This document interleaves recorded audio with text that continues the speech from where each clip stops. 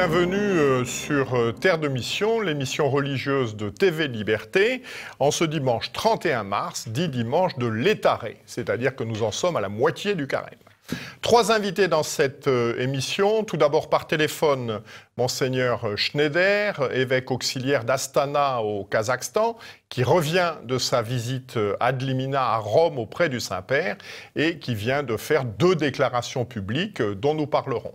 Ensuite, Christian Marquand, président de l'association Oremus Paix liturgique, qui vient de publier trois enquêtes sur la situation de la messe traditionnelle dans le monde, où est-ce qu'elle est célébrée, quels sont les prêtres qui la célèbrent et quelles sont les demandes des fidèles par rapport à la célébration de cette messe traditionnelle.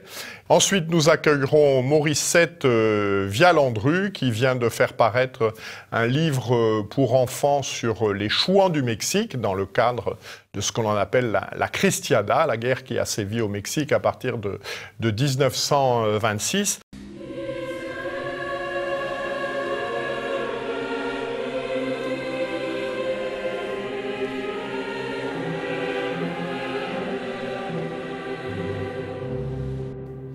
Voilà, donc nous changeons un petit peu notre formule habituelle puisque nous avons le plaisir d'accueillir Monseigneur Schneider, évêque auxiliaire d'Astana au Kazakhstan, mais cet enregistrement aura lieu au téléphone, il n'est pas présent sur notre plateau, mais nous allons pouvoir échanger avec lui.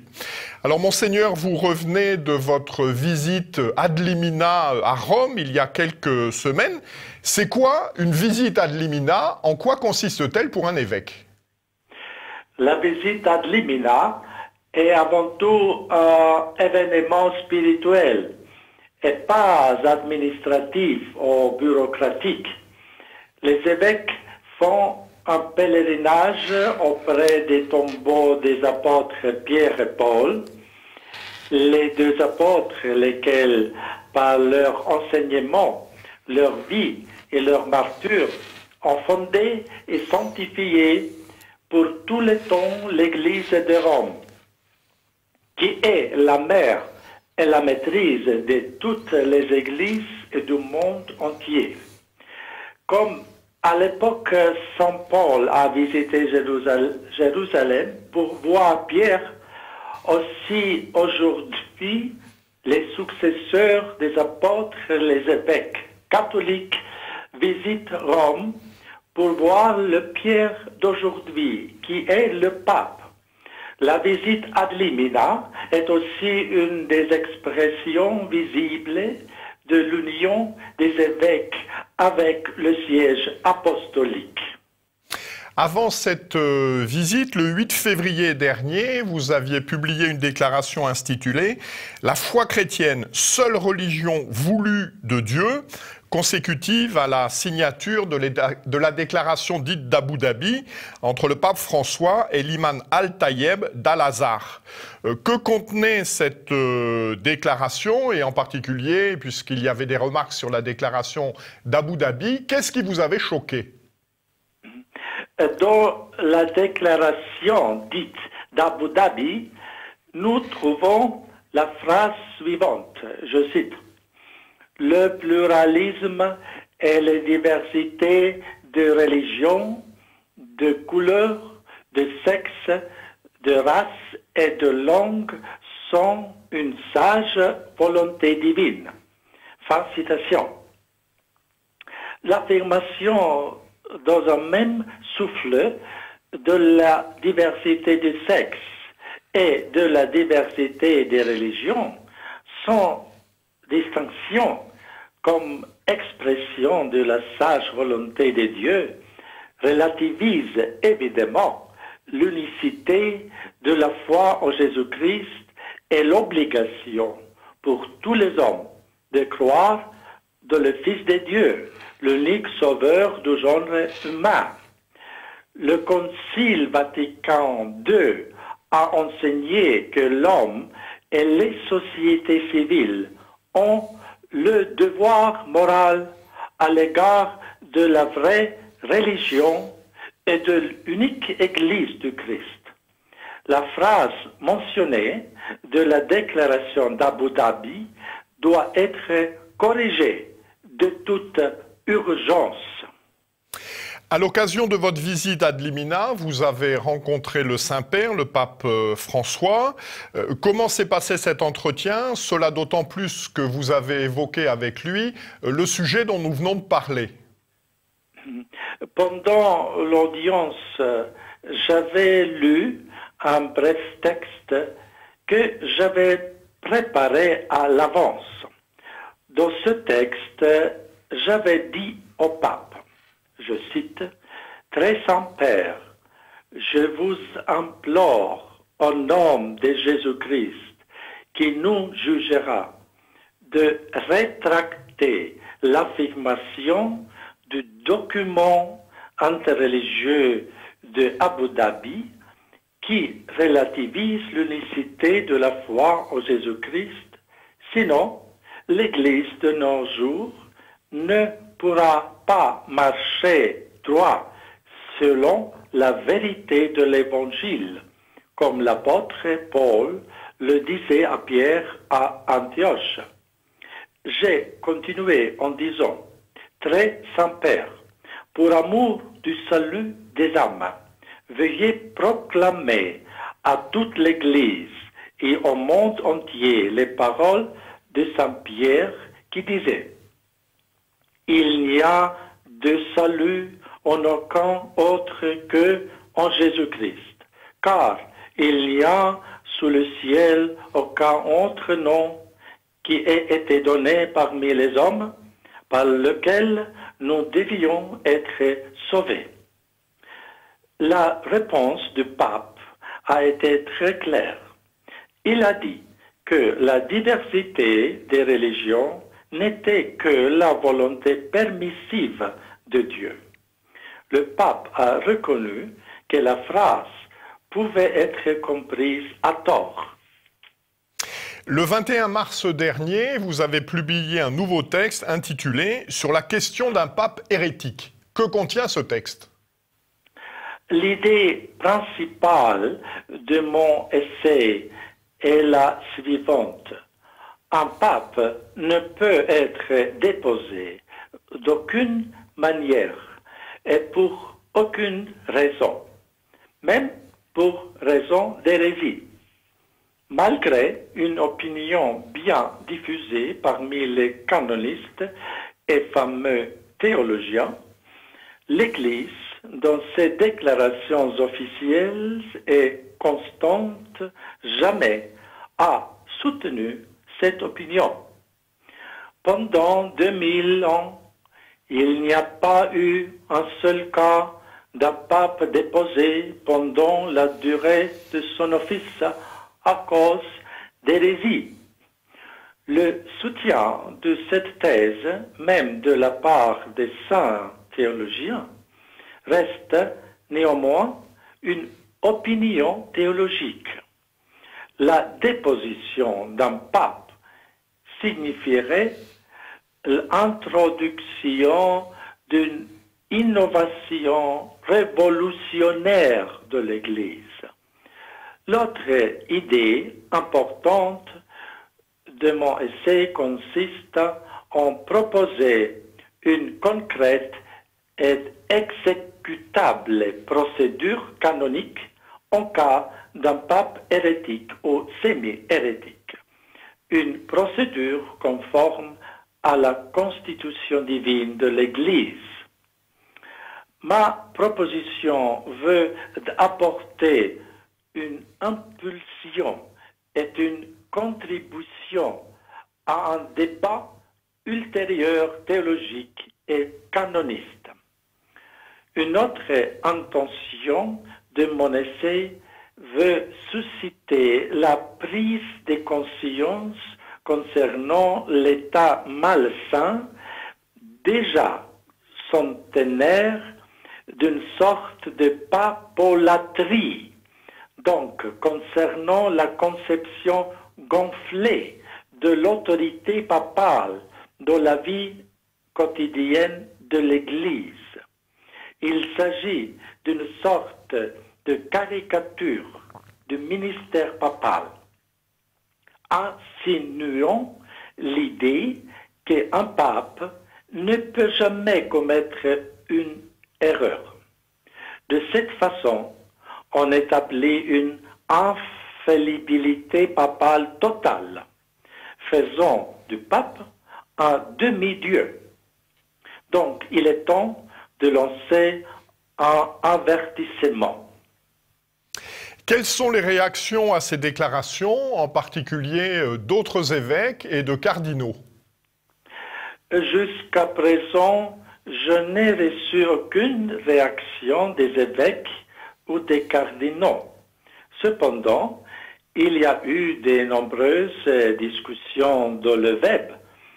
Les uns m'accusent de tolérer l'hérésie parce que je rejette l'opinion de la déposition d'un pape hérétique. Les autres extrapolent d'une manière irrationnelle, mais comparaison purement hypothétique, en affirmant que je les réfère au pape François. En fait, je voulais seulement faire une contribution à un débat honnête, intelligent et équitable. Quel mot de la fin pourriez-vous adresser à nos téléspectateurs? Je voudrais encourager tous les téléspectateurs d'aimer toujours plus la foi catholique, de l'étudier avec plus zèle, selon les documents pérennes de l'Église et les catéchismes les plus sûrs de la tradition catholique. Au milieu de cette crise et de cette obscurité spirituelle, je voudrais dire conserver toujours la vision surnaturelle de la vérité que l'Église est dans les mains omnipotentes de Dieu et que même cette crise exceptionnelle de la foi apportera, grâce à la constante présence du Saint-Esprit dans l'Église, un bien plus grand pour l'avenir de la foi. Nous pouvons déjà observer nombreuses fleurs spirituelles, des petits, je dirais, personnages qui annoncent l'arrivée du printemps spirituel de l'Église. Christus vincit. Dieu vous bénisse. Merci bien, Excellence, de ces propos, de ces encouragements et de ces paroles d'espérance. Nous vous remercions infiniment. Dieu vous bénisse.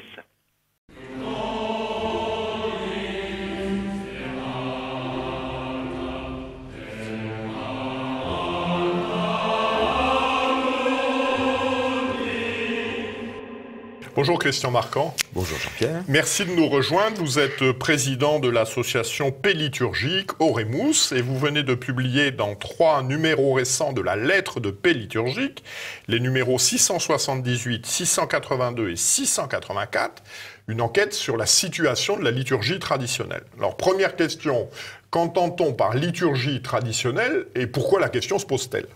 Alors, je pense que beaucoup de vos téléspectateurs ne sont pas ignorants de la chose, mais la liturgie traditionnelle, c'est la liturgie qui a été célébrée ordinairement dans l'Église latine jusqu'en 1969 et qui a fait l'objet d'une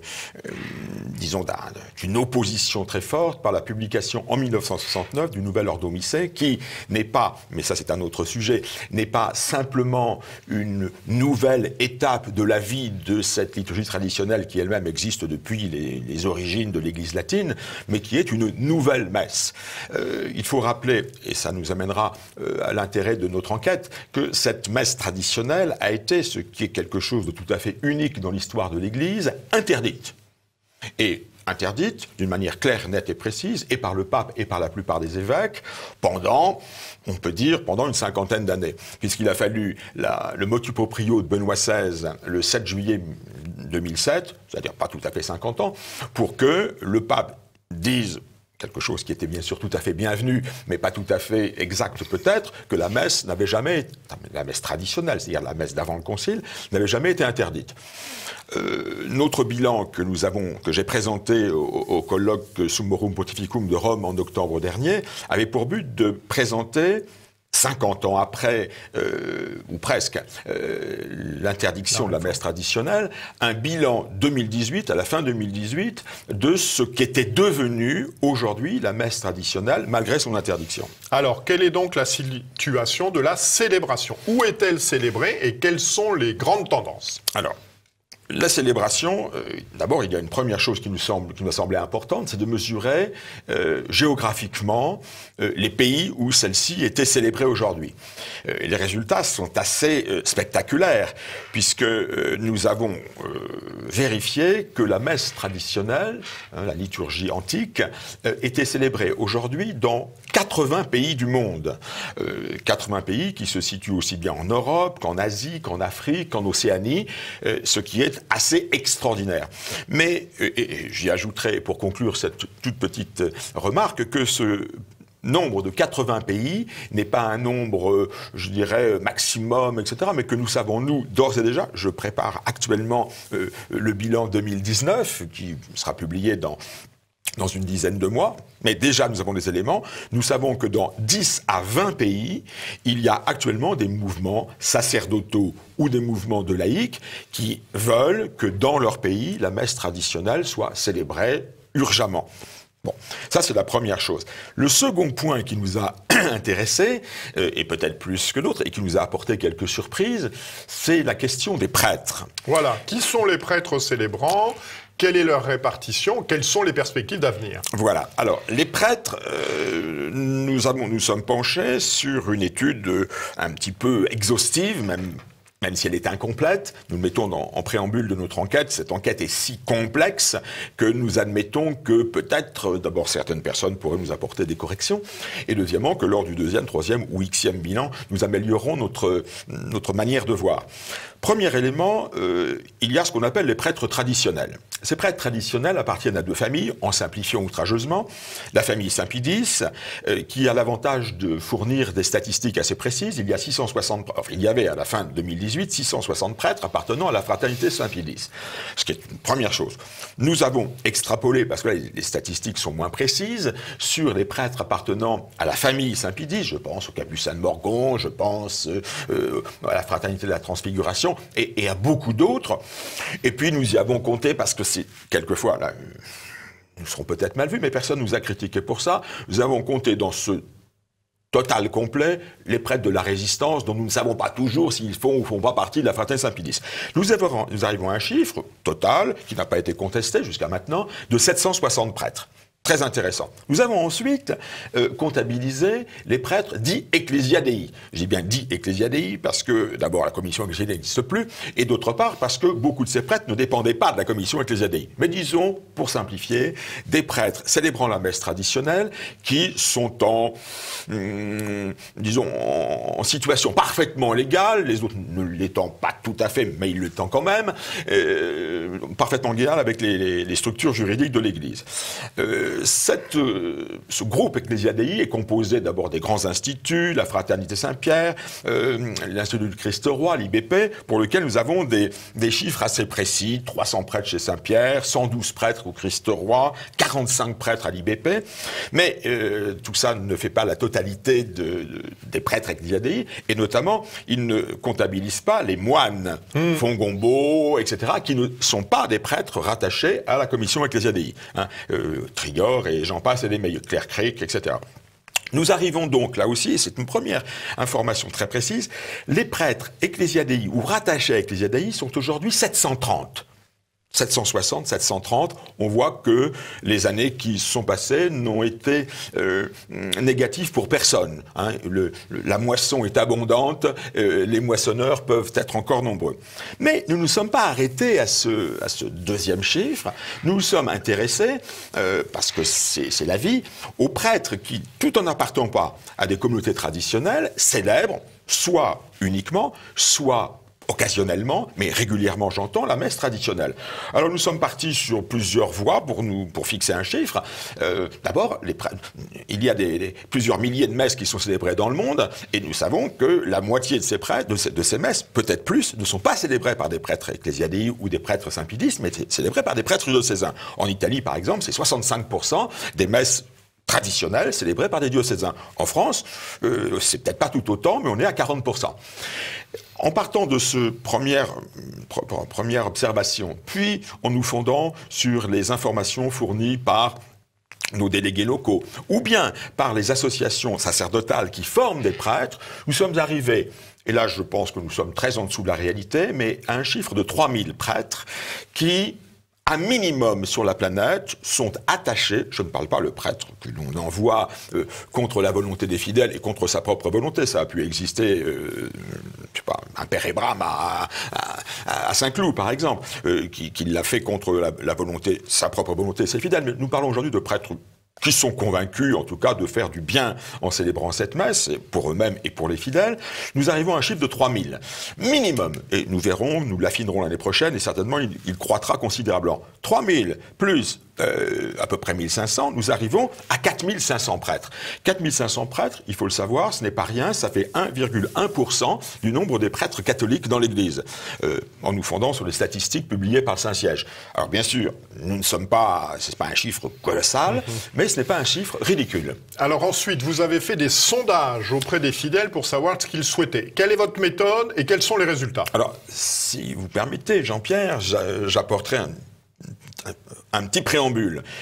Il y a déjà presque 30 ans, nous avions rencontré Monseigneur Moutel, qui était l'évêque français, l'évêque de Nevers, chargé des questions liturgiques. Et il m'avait dit, quand même, les fidèles sont nombreux. Il m'avait dit, les fidèles, moi je sais en France, j'ai calculé, j'ai eu le nombre d'églises, avec un taux moyen, vous êtes entre 30 et 40 000.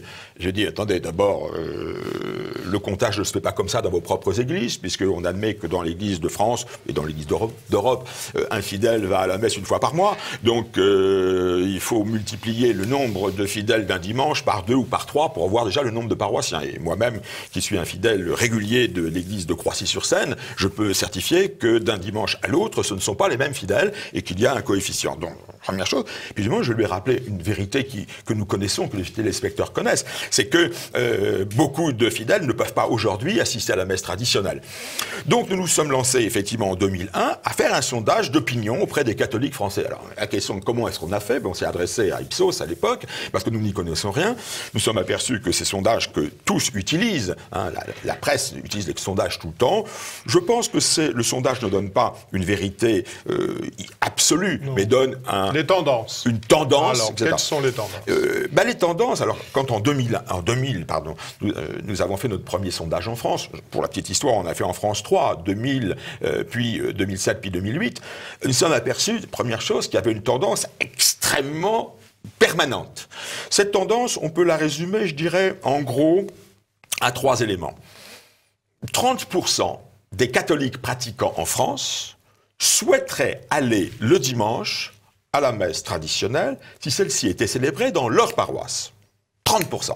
Et c'est très clair que les 3 sondages nationaux que nous avons faits ont dit la même chose. Depuis, pour la petite histoire, nous avons fait réaliser 17 sondages diocésains, donc en France, le dernier a été dans l'Ardèche, et ce chiffre de 30 est un socle sous lequel on ne descend jamais.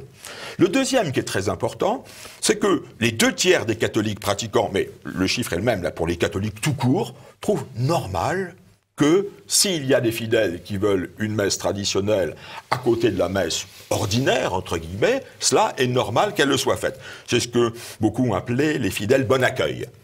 60%. Et la troisième information, très utile, c'est que à peine 10% des fidèles catholiques pratiquants s'opposent absolument à cette paix liturgique. Eh bien, merci infiniment de toutes ces précisions. Donc, vous pourrez retrouver les éléments. On vous mettra l'adresse de paix liturgique. Alors, on n'a peut-être pas été jusqu'au bout, mais... Merci beaucoup, Christian. Merci bien.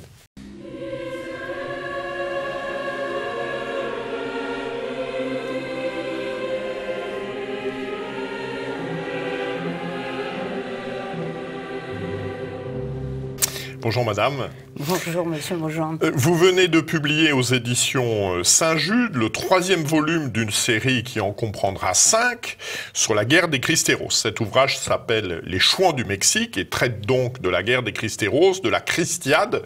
Alors c'est quoi la Cristiade? Alors la Cristiade, moi je dis plutôt la Cristiada en espagnol. La Cristiada. Voilà, en espagnol, oui. La Cristiada, c'est une rébellion qui part de fervents catholiques contre des lois anti-catholiques décrétées par monsieur Plutarco Calles, qui décide brusquement, en 1926, de serrer la vis aux catholiques et d'interdire purement et simplement le culte catholique. Donc on ferme les églises, on déporte les prêtres, beaucoup se sauvent ou se cachent, et brusquement les gens, un certain matin du 26 juillet 1926, découvrent sur la porte de leur église une grande affiche comme quoi l'église est fermée et il n'y aura plus de sacrement et il n'y aura plus de prêtres. Alors évidemment, dans les petits villages du centre du Mexique, petits villages très chrétiens, très fervents, c'est la désolation générale.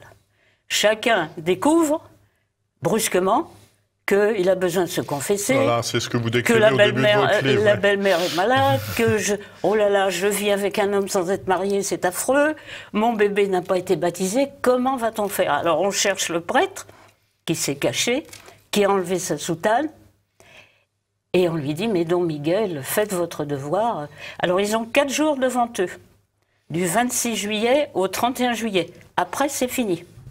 Alors on se dépêche, confession, baptême, mariage, en 4 jours. Le prêtre est épuisé et puis finalement, il est obligé de s'en aller. Il s'exile. Et c'est le début d'une prise de conscience de nos braves paysans mexicains qui se rendent compte qu'on veut absolument leur interdire leur culte catholique. Et ça, c'est impensable.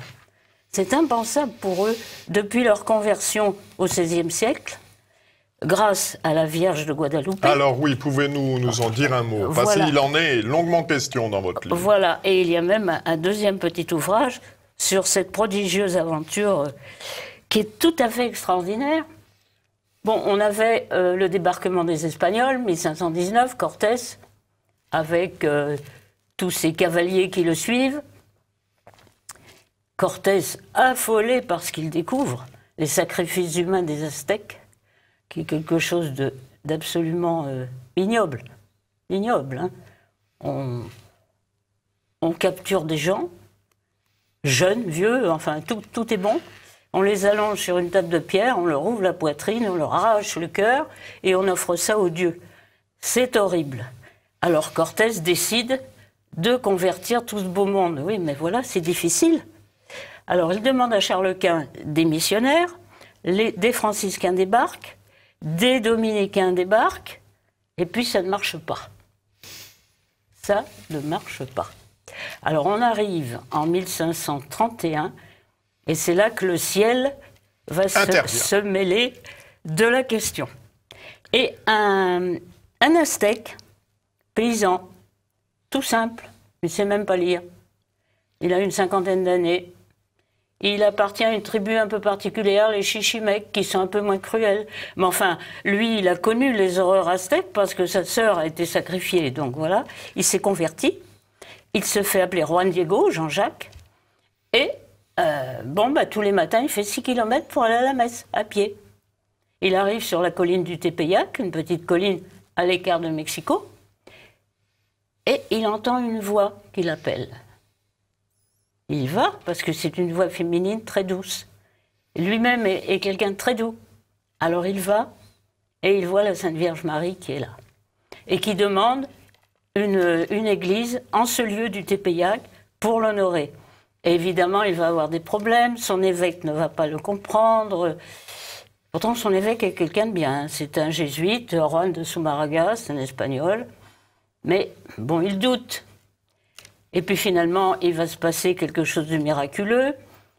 Juan Diego va monter sur la colline, va récolter des fleurs absolument merveilleuses qui n'ont jamais été vues au Mexique, des roses. Et puis en plus, on est au mois de décembre quand même. Et il ramène ses roses dans sa tilma, c'est-à-dire son manteau de pauvre. Il ramène ses roses, il arrive devant l'évêque, il ouvre sa tilma, les roses merveilleuses tombent au sol. Alors déjà, première surprise, mais sur sa tilma apparaît une image absolument merveilleuse, Notre-Dame de Guadalupe. Alors là, à partir de là, évidemment, on va mettre Notre-Dame de Guadalupe dans une petite basilique qu'on construit rapidement. Et puis les conversions, alors là, c'est par milliers. Des villages entiers se convertissent. Et depuis ce temps-là, donc on est en 1531, 32, 33. Là, on se convertit en masse. Et depuis ce temps-là, les Mexicains sont farouchement catholiques, profondément fervents. Et quand on va à la basilique Notre-Dame de Guadalupe à Mexico, on s'aperçoit qu'il y a toujours des messes, 8 messes par jour, des rosaires, et il y a toujours des Mexicains qui sont là et qui prient. Alors ça, c'est ce que vous racontez dans votre deuxième volume, hein, La prodigieuse aventure de l'Indien Juan Diego. Alors pourquoi vous êtes intéressé à ces événements ? Bon, déjà, j'avais toujours été fascinée par nos événements à nous, c'est-à-dire les guerres de Vendée, et tout ce qui s'est passé d'abominable, le génocide vendéen, en fait. Et puis, d'autre part, j'avais des amis, 2 amis, je l'explique au début du livre, Les Chouans, des amis au Mexique, et d'origine mexicaine, dont Elsa, qui vivait aux États-Unis, mais son papa avait fait partie de la Cristiada, et elle avait des documents, des journaux intimes, tout simples. Et en plus, j'y suis allée. Je suis allée donc au centre du Mexique. J'ai découvert tous ces petits villages cristeros qui ont encore des souvenirs de la Cristiada, avec des petits musées personnels où ils affichent des photographies, des journaux. Et il y a toujours un journal d'ailleurs qui sort, qui s'appelle Combate. Et avant, il y avait un journal qui s'appelait David. C'est une image, hein, David contre Goliath, c'est... Donc voilà, je me suis intéressée comme ça, et surtout j'ai eu la chance de pouvoir y aller. Et alors en fait, votre livre est un récit un peu romancé de ces 3 années de guerre, hein, de 1926 à 1929, en reprenant les événements qui se sont déroulés. Mais alors, à qui s'adresse ce livre ? Il est plutôt pour des enfants, de quel âge ? Plutôt pour des enfants, qui le lisent d'ailleurs à partir de 10-11 ans. Donc c'est fait plutôt pour les 11-13 ans. 11-13 ans. 11-13 ans, oui. Parfait. Oui. Eh bien, merci de ces précisions. Je recommande vraiment la lecture de cet ouvrage. Cela permet de manière romancée, simple, agréable. Il est également agréablement illustré, d'initier les enfants à cet épisode glorieux de l'histoire de l'Église. Alors, glorieux, l'attitude des évêques mexicains n'a pas été très, très glorieuse. Pas du tout. Enfin. Ils ont même trahi les cristeros. Parce qu'ils sont tous partis aux États-Unis, alors sauf un. Voilà, sauf un. Voilà. L'évêque de Jalisco, je crois. Voilà, évêque de Jalisco. Et c'est le seul. Et après, il n'a pas retrouvé d'ailleurs son diocèse. Non, quand les arreglos ont été traités. Les arreglos, oui. Merci beaucoup, madame, de ces précisions. Merci beaucoup.